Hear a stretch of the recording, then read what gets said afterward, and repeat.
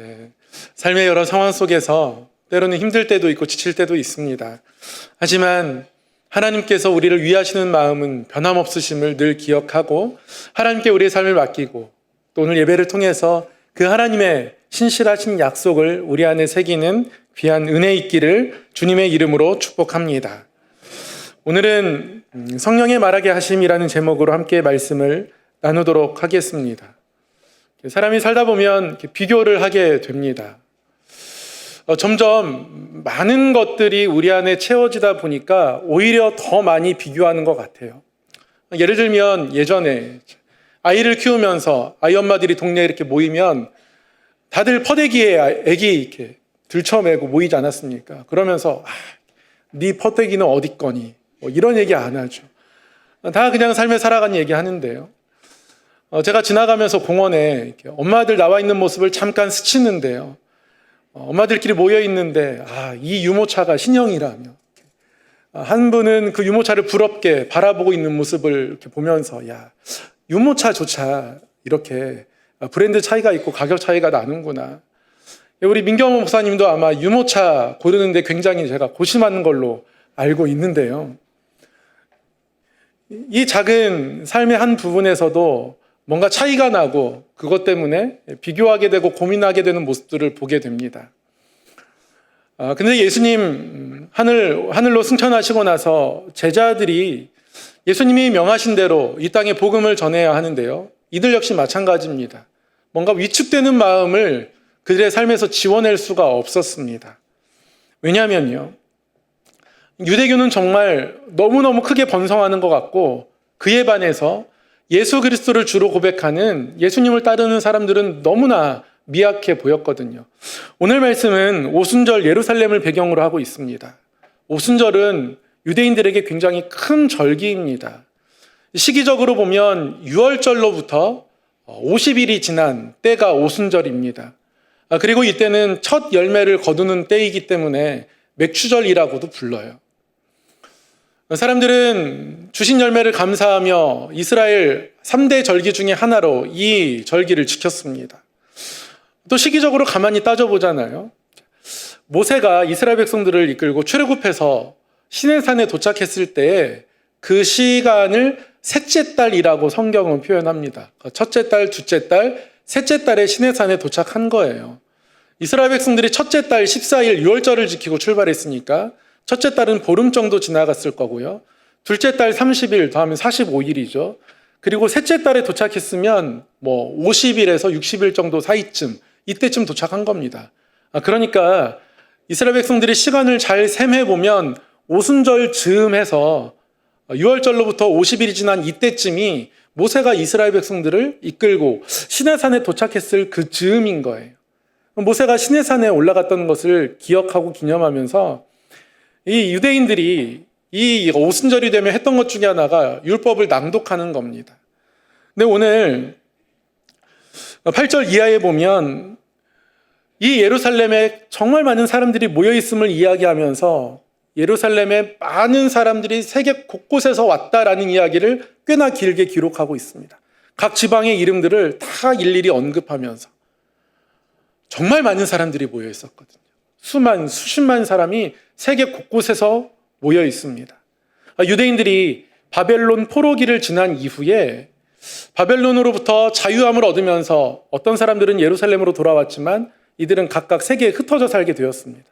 이때부터 흩어져 사는 유대인들, 디아스포라 유대인들이 생겼죠. 이들은 어느 곳에 있든지 회당을 세우고 율법을 읽으며 지냅니다. 그리고 곳곳에서 흩어져 지내면서 그 지역의 언어들로 율법을 번역하고 율법을 낭독하고 율법을 낭독하는 사람 소리를 듣고 사람들이 여호와를 알기를 원했던 거죠. 근데 이 사람들이 이제 오순절에 딱 모이잖아요. 마침 시내산에 모세가 율법을 받으러 올라갔던 날이기도 하니까요. 오순절에 엄청난 퍼포먼스가 행해지는데 뭐냐면 율법을 흩어져 사는 유대인들이 모인 김에 각국의 언어로 낭독하는 겁니다. 기록에 따르면 한 70개 언어로 오순절에 예루살렘에서 율법이 낭독되었다 해요. 너무 멋있지 않습니까? 율법을요, 각국의 언어로 막 낭독합니다. 제가 전에 선교 갔다가 이제 축도를 부탁받고 축도를 영어로 준비해서 간 적이 있는데요. 그 몇 문장 외우느라고 정말 많이 고생했거든요. 아직 언어에 뛰어내지가 않아서. 근데 축도로 영어를 했더니 막 같이 갔던 청년들이 목사님 멋있다고 막 이러면서 환호해 주는 거예요. 물론 장난이기도 하지만 그 축도 짧은 거 영어로 했다고 해서 저도 뭔가 막 어깨가 잠깐 올라가는 것 같고 그런 마음을 지울 수 없는데, 유대인들이 세계 79개 언어로 예루살렘에 모여서 막 율법을 낭독합니다. 어떤 유대교의 세가 너무너무 거대하고 자랑스럽게 여겨지는 순간이죠. 근데 반면에 예수님의 제자들은 어떻습니까? 예수님은 하늘로 올라가셨습니다. 성령을 보내신다고 했는데요. 언제 올지 몰라요. 모여서 기도하라고 합니다. 모인 인원이 몇 명이에요? 120명. 어디에 모입니까? 마가의 다락방. 너무 대조적이지 않습니까? 유대교의 거대함에 비해서 예수님을 따르는 제자들, 그 무리들의 모임은 너무 작고 초라한 겁니다. 그런 곳이 바로 오순절 예루살렘이고요. 지금 마가의 다락방에는 그러한 제자들이 모여 있습니다. 그럼에도 불구하고 이들은 예수님의 약속을 기억하면서 하나님께서 우리를 위하여서 성령을 주신다고 말씀하셨으니, 우리 주님께서 그렇게 약속하셨으니 기도하면서 그것을 기다립니다. 그런데 하나님께서 이 마가의 다락방에 오늘 놀라운 선물을 주시죠. 70개의 언어로 율법을 낭독하는 유대인들에 비해서 이들로 하여금 하나님께서 오늘 전혀 초라하지 않게 제자들을 세워주시는 사건이 마가의 다락방에 일어납니다. 오순절 그날 성령이 이들 가운데 임했습니다. 바람소리가 크게 일어났고 불처럼 성령이 임해서 각 사람 위에 불이 머무는 것처럼 보여졌습니다. 중요한 것은 하나님이 약속한 대로 이들에게 성령을 보내주셨는데요. 이후에 일어난 이들의 삶의 결과입니다. 이들에게 어떤 변화가 일어났습니까? 오늘 4절 말씀 이렇게 기록하고 있습니다. 이들에게 성령이 충만하게 되었을 때 이런 변화가 일어났습니다. 그들이 다 성령의 충만함을 받고 성령이 말하게 하심을 따라 다른 언어들로 말하기를 시작하니라. 거대한 유대교에 비하면 너무나 작습니다. 어떤 면에서는 초라합니다. 사회적으로 내세울 만한 사람도 없습니다. 보니까 갈릴리 출신 너무 많아요. 어부 출신 너무 많습니다. 갈릴리는 촌동네입니다. 사람들이 흔히 얘기하기를 갈릴리에 무슨 선한 것이 있겠느냐 이렇게 말해질 만큼 갈릴리는 너무너무 촌동네입니다. 그런 사람들이 대부분이에요. 사회적으로 낮은 계급에 당시 기준으로 보면 속했던 사람들 너무 많습니다. 숫자도 120명밖에 되지 않은 그 무리들, 다락방에 모여있는 그곳, 하나님이 이들을 세우시기로 작정한 겁니다. 사용하시기로 작정하셨기에 성령을 보내시는 것 아니겠습니까? 근데 성령의 충만함을 경험한 후에 하나님이 이들에게 주셨던 선물은 다름 아닌 성령의 말하게 하심입니다. 말입니다, 말. 하나님께서 이왕 사용하실 거면 큰 능력을 주시면 좋을 텐데, 마치 변화산에서 예수님의 모습이 변했던 것처럼 제자들의 모습이 변하고 갑자기 그들의 몸에서 광채가 나면서 하나님의 영광이 그들 가운데 나타나면 그들이 비록 수적으로는 작지만 그래도 여기서 우리가 뭔가 복음을 전할 수 있겠다. 진짜 땅끝까지 예수님의 증인 될 수 있겠다. 이런 용기들 솟아오를 수 있었을 텐데요. 성령이 이들 가운데 충만하게 임한 후에 이들에게 나타나는 건 큰 변화가 아니라 너무 작은 변화였습니다. 말이었습니다. 누구나 삶에 지니고 살아가는 기본적인 수단, 말. 하나님이 그것을 사용하시기로 작정하신 겁니다. 말은 굉장히 작은 도구예요. 우리가 말한다고 해서 특별하다, 대단하다 이렇게 생각하지 않잖아요. 말은 누구나 다 하는 겁니다. 그런데 오늘 중요한 것 한 가지, 우리가 주목해야 하는 것 한 가지는 바로 그 말하게 하시는 주체입니다. 성령이 말하게 하신다 말씀하고 있습니다. 성령이 말하게 하실 때에 그 말은 결코 언어의 수단, 삶의 수단, 그것에 갇혀지지 않습니다. 그것에 한정되지 않습니다. 작은 도구이지만 큰 변화를 만들어내는 힘이 될 수 있습니다. 물론 기적 같은 게 일어나면 갑자기 어떤 큰 변화가 일어날 수 있겠죠. 획기적인 변화가 일어날 수도 있겠죠. 그러나 인류 역사를 보잖아요. 변화는 늘 잠잠하게 일어납니다.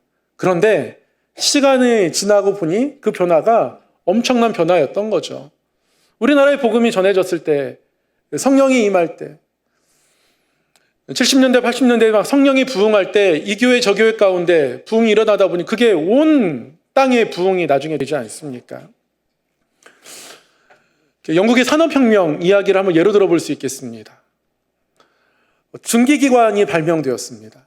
물론 획기적인 발명입니다. 어떻게 수증기로 어떤 엔진을 만들 생각을 했는지 모르겠습니다. 그러나 증기기관이 발명되긴 했지만 이게 곧바로 혁명적이다, 사람들에게 이렇게 여겨진 건 아니에요. 1780년대쯤에 제임스 와트가 이 증기기관을 발명했지만 이 증기기관이 막 빠르게 퍼져나가지는 않았습니다. 그렇다고 느리게 퍼져나가는 것도 아니지만 일단 영국 맨체스터, 지금은 축구로 더 유명하죠. 그곳에 첫 섬유 공장이 세워졌습니다. 그리고 조금씩 이게 효율적이다라는 얘기가 조금씩 퍼져나가기 시작해요.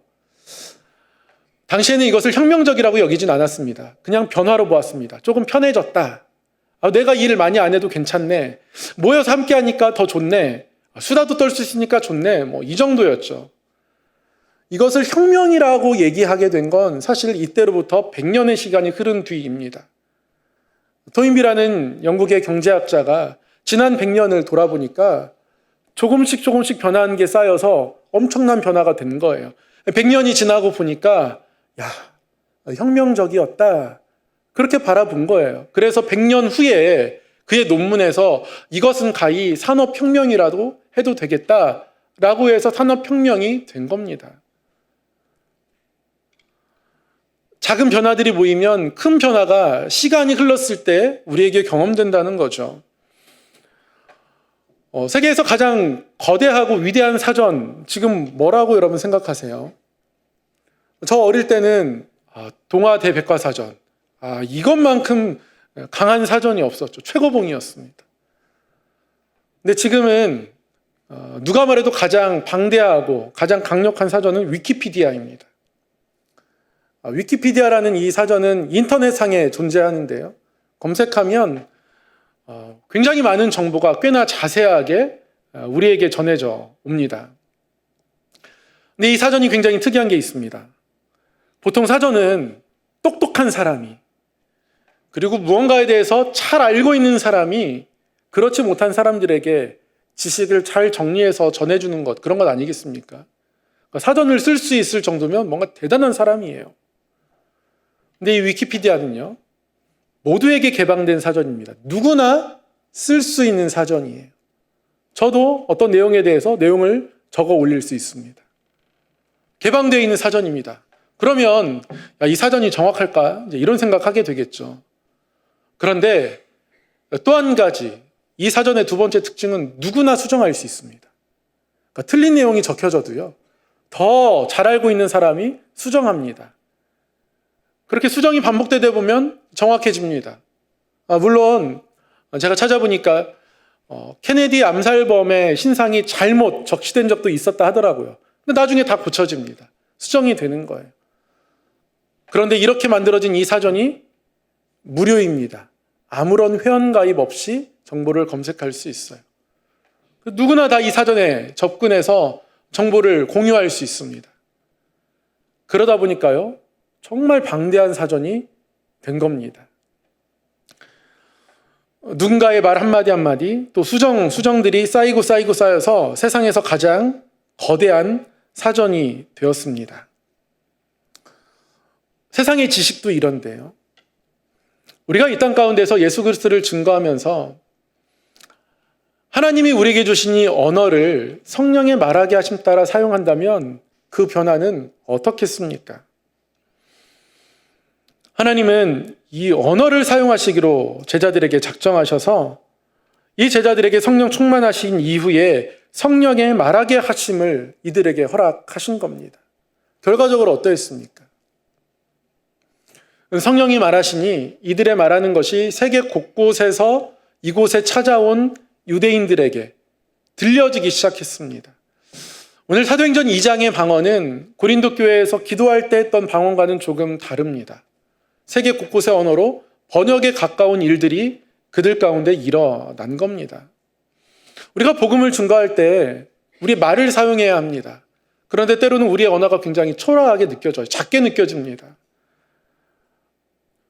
한마디 기도하고 내뱉으면 이 말이 능력이 있을 거야라고 확신이 있으면 저도 하루 종일 교회 문 앞에 서가지고 지나가시는 분 붙잡고 전도하겠습니다. 저에게 나오세요. 내가 이렇게 말하면 말에 능력이 있어서 저 사람 변화될 거야. 이런 확신이 있으면 그렇게 하겠다고요. 근데 괜히 말 걸면 싫어하지 않을까? 바쁜데 말 걸면 오히려 귀찮아하지 않을까? 이런 생각 들어요. 그럴 때 보면 이 언어가 얼마나 초라한지 모르겠습니다. 그러나 하나님이 이 말을 사용하시고 싶어 하십니다. 작정하세요. 내가 말하는 것은 그렇지만 성령의 말하게 하심은 다른 능력들이 나타나는 거예요. 성령의 말하게 하심을 따라 말할 때 그 말에 새로운 능력들이 나타나는 것을 제자들이 경험해야 했기에 제자들에게 이런 은혜를 베풀어 주시는 것이고 이것은 사실 우리 모두가 경험해야 하는 일들이기도 합니다. 저는 운동차 동네 동호회에서 배드민턴 동호회 가끔씩 나갑니다. 일주일에 한 번 또는 이렇게 두 번씩 가는데요. 그러다가 자꾸 한 분의 마음에 저분이 교회 나오시면 좋겠다라는 마음이 이렇게 드는 거예요. 제가 목사인 걸 알고는 제가 물어보지도 않았는데 자기도 옛날에 누나 따라서 교회 가본 적이 있었다. 근데 지금은 바빠서 못 간다고 뭐 그런 말씀을 하시더라고요. 저보다 띠동갑 형님이셔가지고 제가 그냥 형님 이렇게 부릅니다. 자꾸 이제 그런 얘기를 나누면서 조금씩 기도하게 되었습니다. 기도하다가 지난주에는 꿈까지 꿨어요. 제가 이사 갔는데 그분께서 그 마을에 같이 살고 있는 겁니다. 그리고 집을 소개시켜줬어요. 근데 집이 너무 제 마음에 들지 않아가지고 이런 집을 소개시켜줬냐고 제가 투정부리다 이제 이런 꿈을 꿨어요. 꿈을 꾸면서 그냥 기도하다가 아내랑 이런 꿈 얘기도 나누고 하다가 한 번은 전해야 되지 않을까? 그러면서 제가 저희 아내에게 얘기하기를 내가 목사인 거 아는데 교회 나오라고 한 번도 얘기 안 하면 굉장히 저 목사는 괜찮은 목사일까? 나 이렇게 바라보지 않을까? 이런 생각마저 드는 거죠. 그래서 더 이상 미루지 말아야겠다 생각하고 주중에 복음을 전해야겠다 생각했습니다. 근데 또 갑자기 저에게 말을 걸어오시는 거예요. 교회 다니면 11조를 해야 돼? 저한테 이렇게 물어보시는 거예요. 형님 11조 안 해도 괜찮죠. 그러면 저는 하네요. 저는 합니다. 그래? 그것 때문에 못 가겠다는 거예요. 그래서 형님 안 하셔도 됩니다. 안 하셔도 되고요. 근데 또 이렇게 다니다 보면 그게 드리고 싶은 마음이 들고 드리다 보면 기뻐지고 어쩔 때는 10의 2조를 드릴 때도 있고 어쩔 때는 10의 10을 드리고 싶을 때도 있더라. 어떻게 드릴지 모르겠지만 그렇게 얘기를 나누기 시작해가지고 한 30분 동안 얘기를 나눈 것 같아요. 그러면서 제가 꼭 오시라고 한번 꼭 오시라고 정말 부담 갖지 말고 오시라고 복음을 전하게 되었는데요. 그러면서 저한테 그런 얘기 하시더라고요. 이제 자기 아들이 결혼할 때가 다 됐는데 다른 거 몰라도 이왕 나온 김에 저한테 기도 하루에 몇 시간 하네요. 그래서 죄송하지만 제가 아직 시간까지는 안 되고 새벽 기도 가면 그래도 30분, 40분 이렇게 기도합니다. 그랬더니 그럼 기도할 때 자기 아들이 교회 다니는 여자랑 결혼하게 해달라고 그 기도 부탁까지 하시더라고요. 여기까지 이렇게 얘기를 나누었습니다. 말이 별거 아니지만요. 말에 힘이 생기더라고요. 기도해서 그런 것 같습니다. 우리가 성령의 말하게 하심을 경험하기 위해서 우리 삶에 지켜가야 할 두 가지가 있습니다. 첫 번째는요, 고백입니다. 고백. 두 번째는요, 선포입니다. 선포. 고백은 하나님께 하는 겁니다. 제자들이 이 성령의 말하게 하심을 따라 말한 이후에 뒤의 내용들을 보면 결국 그들의 말은 예수님을 증거하는 것인데요. 예수님을 증거하면서 그들이 사람들에게 권면하는 건 회개할 것입니다. 그리고 제자들의 말을 듣는 사람들의 반응은 마음에 찔렸다 얘기합니다. 여기서 찔렸다는 것은 마음이 굉장히 아팠다는 거예요. 그들이 성령의 말하게 하심을 따라 하나님 앞에 그들의 죄를 고백했기 때문에 다른 누군가를 찔리게 할 수 있었던 겁니다. 그러니까 이들은 예수 그리스도를 주로 고백하면서 하나님 앞에 예수님이 우리의 죄를 대신하여 죽으신 속죄 제물임을 날마다 고백했던 겁니다. 실제로 초대교회는 매일 모이죠. 매일 모여서 떡을 떼고 잔을 나눕니다. 예수님이 우리를 위해 떼어주신 그 살을 기념합니다. 기억하고요. 예수님이 십자가에서 흘리신 그 피를 기억하고 기념합니다. 이것이 주님의 몸이다 피다. 매일매일 고백하는 거예요. 그렇게 매일매일 예수님을 바라보며 고백합니다. 이 고백이 있어야죠. 이 고백이 있을 때 우리는 성령의 말하게 하심을 따라 말할 수 있는 사람들이 되어져 가는 겁니다. 선포는요, 세상 앞에 하는 겁니다. 이 선포는 나의 결심이기도 하지만 세상에 대한 방어이기도 합니다. 그렇지 않습니까? 우리나라가 자주민주주의 국가임을 선포할 때 그 선포에 어떤 내용이 담겨 있습니까? 우리가 독립국가임을 선포할 때 그것은 다른 것으로부터 공격받지 않겠다. 우리는 스스로 우리나라를 지키고 이끌어가겠다라는 그런 방어의 의미가 있지 않습니까? 우리나라의 것들로 소중한 가치들로 여기를 지켜내겠다라는 의미가 있는 거예요. 선포는 그런 겁니다. 공포는 그런 거예요. 제가 목회자라고 선포하는 것. 어떤 의미가 있겠습니까? 저의 신분을 알아달라고 얘기하는 게 아니라 그 삶을 지키겠다고, 성직자로서 세상에 물들지 않겠다라는 마음들을 선포함을 통해서 지켜내고자 하는 거죠. 그래서 선포에는 방어의 의미가 있습니다. 우리에게는 선포가 있어야 합니다. 세상의 언어들이 우리에게 몰려옵니다.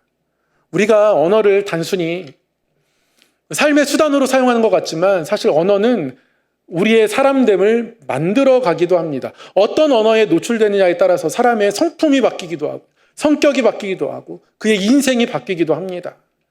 우리가 다 언어로 생각하잖아요. 어떤 오해를 갖고 있느냐에 따라서 사람의 삶의 방향이 바뀝니다. 가치관이 바뀝니다. 추구하는 바가 바뀌어요. 그래서 어쩔 때 이런 경우를 가리켜서 우리는 지평이 넓어졌다. 이렇게 표현하기도 합니다. 성령의 말하게 하심, 이것이 우리에게 선포로 나타날 때 우리 역시 그래야 한다는 것이죠. 세상이 우리를 새로운 존재로 만들어내기 위해서 여러 가지 언어들로 다가옵니다. 명예, 권력 이런 것들을 중요하고 가치 있게 바라보기도 하고요. 그래서 너의 경제력이 너무 중요해. 그게 너의 가치야. 라고 세상은 우리에게 말해옵니다. 너의 명예가 바로 너의 가치야. 높은 위치에 올라야 해. 라고 그렇게 나 자신을만을 위한 어떤 꿈을 꾸도록 그렇게 세상은 우리에게 말을 걸어옵니다. 그런 언어가 우리 가운데 생겨나게 되죠. 그러나 우리는 세상이 우리에게 말 걸어오는 그 언어들로 우리를 채울 것이 아니라 성령의 말하게 하심을 따라 우리의 언어를 채워가야 하는 사람들이라는 것이죠.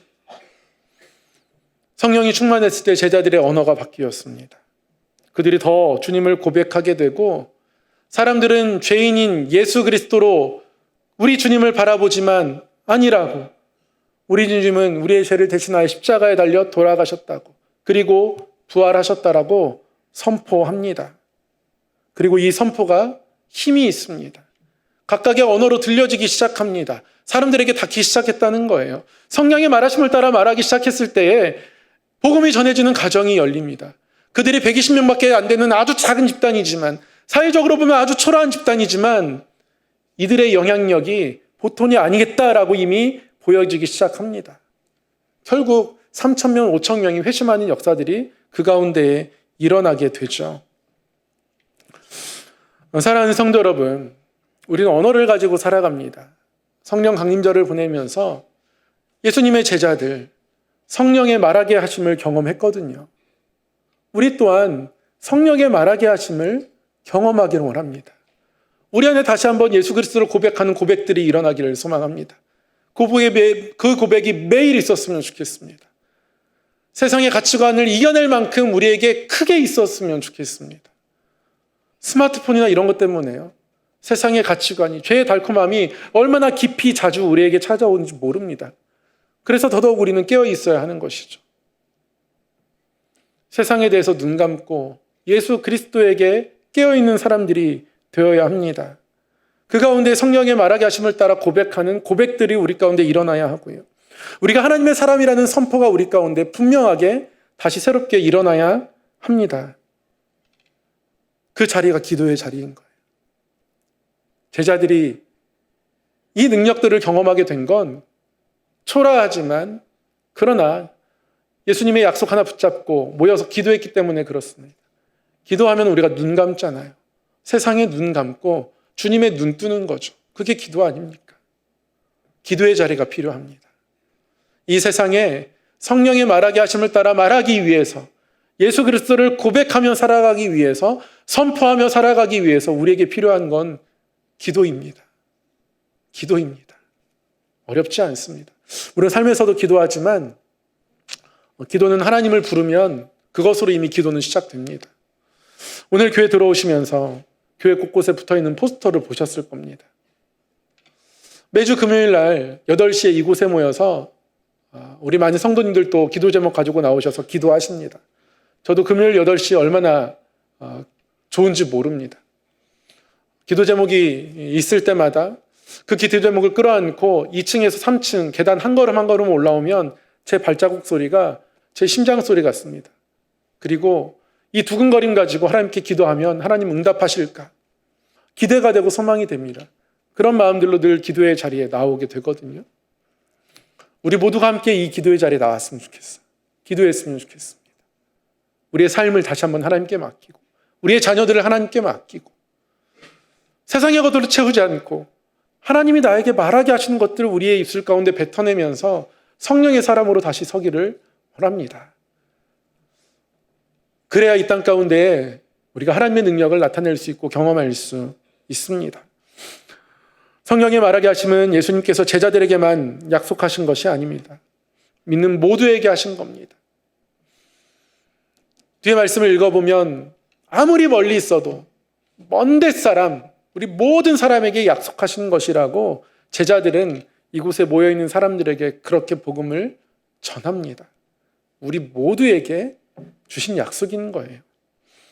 성령의 말하게 하심을 따라 하나님께 기도하며 살아가는 그 은혜를, 그 특별한 경험들을 다시 한번 우리 안에 채우며 하나님의 사람들로 서는 귀한 은혜가 우리 모두에게 임하기를 주님의 이름으로 축복합니다. 기도하겠습니다.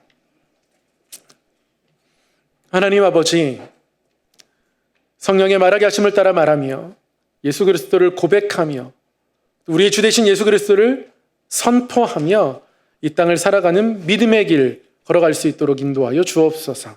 예수님 이름으로 기도드리옵나이다. 아멘.